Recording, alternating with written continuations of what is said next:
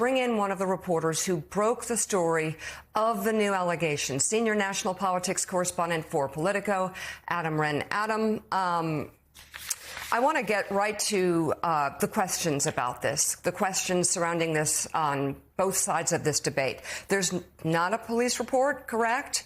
Correct me if I'm wrong. And there's not a legal case playing out here for due process to see itself through. So my question to you, given the very high standards Politico has before they write something like this and publish it, what aspects of this story brought it to the level of publishable? Yeah, you're correct here, Mika. There is no police report in this case. We spent a lot of time talking to Jenny, asking her for corroborating evidence. She shared that she had confided into a number of people, including her therapist, in almost real time. And we reviewed email exchanges between she and her therapist, referring to what she called this sexual assault, and her therapist sort of acknowledging that this had happened to her. We talked to people who she confided in the months after this happened. We asked her why she didn't file a police report, and she described sort of the insular nature of where she lives and her corner of Maine that she shares with Graham Plattner. And she, debated sort of how to handle this. And we found ultimately the number of corroborating pieces of evidence to support her story in a way that we could report it. So what are some of those corroborating pieces of evidence? So you've got conversations with her therapist and people who she confided in. Any conversations with Graham Plattner at the time of it where she said, because apparently as part of this story, she says she even confirmed to him that this was not consent. Do you have that? What do you have that actually connects this literally? Graham Plattner to raping this victim? Yeah, she reached out to him the day after via Instagram, and essentially, told him that she didn't want to hear from him again. She told him that morning as well, and we looked at messages that she had sent to others in the months after this happened through social media. But you were able to see those DMs? She tried to recover those DMs. We did not. We were not able to review those DMs, but she described them to us. We also, long before he was a political candidate, we saw her essentially explain to others that he was, quote, in her words, consensually careless, end quote. Right, but were you able to see the interactions between Graham Plattner and this alleged victim? Did you actually physically see them? Did she produce them for you? She attempted to uncover them. She but was unable to. Willie? So let's talk a little bit, Adam, about some of the timing of this. Some people pointed out it's a week out from the date that Democrats now have to scramble and potentially find a new candidate if Plattner does indeed drop out, as he's expected to. We'll talk more about his support in the Democratic Party nationally at the state level has collapsed after these revelations.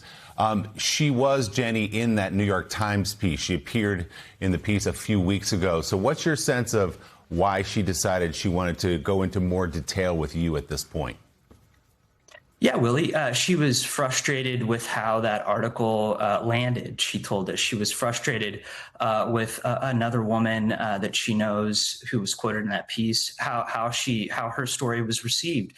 She felt there was a lot of negative polarization around that anecdote, that she was written off just because she was a Republican. And, she wanted Maine voters to have sort of the full story here. And, she sort of relayed all of this to us. And how do you square, yesterday we heard it, we just saw in that soundbite that Graham Plattner just saying objectively that the charges are false. He says they are troubling, but that they're false, that this doesn't happen. So Just to pull back the curtain a little bit, how do you square that as a reporter as you produce this story? Yeah, it's we gave the Plattner, we reached out to the Plattner campaign early Sunday. We gave them roughly 24 hours to sort of respond to this, and included their response.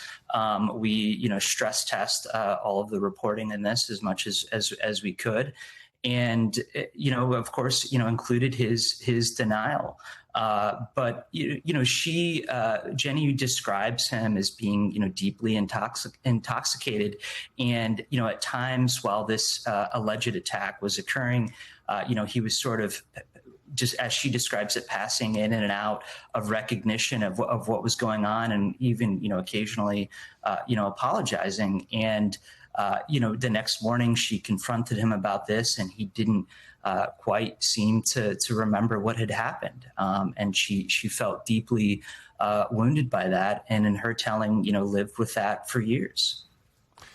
So, Adam, let's talk now about how the Plattner campaign is responding. We saw the video from the candidate yesterday, and he says he's taking time to sort of reevaluate next steps. What is his team suggesting to you as to what the timing might look like for, indeed, his decision as to what to do next? We have, as we'll dive into in a few minutes, have seen his support nationally really fall apart here. How is this landing with his campaign? Because he is, to this point, his popularity has been pretty resilient in Maine due to previous allegations. This one, though, might be different. Yeah, John, there's some indication that he is trying to have some leverage in this situation and find a candidate who sort of fits his progressive fighter profile. The former progressive gubernatorial candidate Troy Jackson has been name checked as a possible replacement here. And so in some ways, he's trying to look at the contours and negotiate a potential exit from his race. He has galvanized a lot of support in Maine. We see these videos from the town halls that he has, the way that he's received on the campaign trail. And there's a lot of, significant support for his platform, for his message, the way that's resonating across the state of Maine. And so, they're looking for a path out, and they're weighing sort of all their options at this point. So, Adam, in closing, obviously this is a huge political bombshell story, a story that probably will lead to the end of Graham Plattner's campaign. And I'm going back to the decision to publish, and I'm curious what concrete evidence. You have conversations with therapists, conversation with friends, but what took this story beyond Graham Plattner saying this was consensual, Jenny Rasko saying this was not consensual? What took it over the edge and had you and your editors decide to publish, of course, kind of an earthquake in Democratic politics? What was the piece of evidence or pieces of evidence that made you sure of this story? Yeah, I mean, long before he was a political candidate, long before much of the country knew his name, Jenny, in her telling, had confided in a number of people. We saw screenshots that she shared of messages relaying this account to others. We viewed an email response from her therapist to her, acknowledging that they had talked about this. Those are the things I said, but those are what is the actual? Is there evidence between her and him, evidence of a crime? Because he's being accused of rape. So what put this over the edge? Because he says he didn't, and he has people on his side who say he didn't. She says he did, and there are people, but none.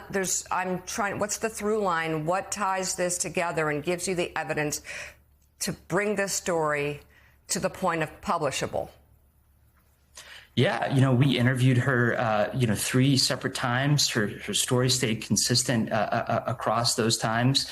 We talked to people who she had spoken with contemporaneously about these attacks, and all of those stories lined up and checked out. And ultimately, Politico stands by our reporting, and we talked to, people who corroborated her story largely. The new reporting is online right now. Senior national politics correspondent for Politico, Adam Wren, thank you so much for getting up early and sharing this story with us. We appreciate it.